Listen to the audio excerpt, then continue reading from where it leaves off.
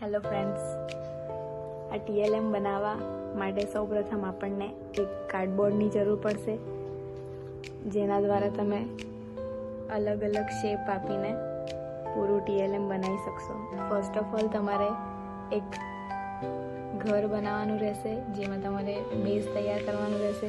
ત્યારબાદ એનો first floor અને ઉપર રૂફટોપમાં એક ટેન્કની જરૂર પડશે. ત્યારબાદ તમારે ગાર્ડનિંગ કરવું હોય તો નીચે થોડા પ્લાન્ટ્સ લગાવવા પડશે અને રેઇન વોટરનો સંગ્રહ કરવા માટે તમારે 2 થી 3 ટેન્કની જરૂર પડશે. જેમાં ફર્સ્ટ ટેન્ક છે રૂફટોપ.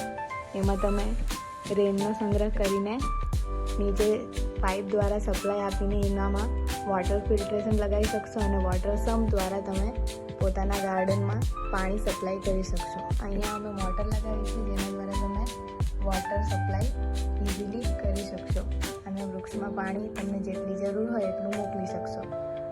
આખા પ્રોજેક્ટને બનાવવા પાછળનું કારણ એ જ છે કે વરસાદમાં પડેલ પાણીનો સંગ્રહ કરીને તમે કઈ રીતે પોતાના આજુબાજુ પાણીનો વપરાશ કરી શકો અને એ પણ સારા અને સ્વચ્છ રીતે.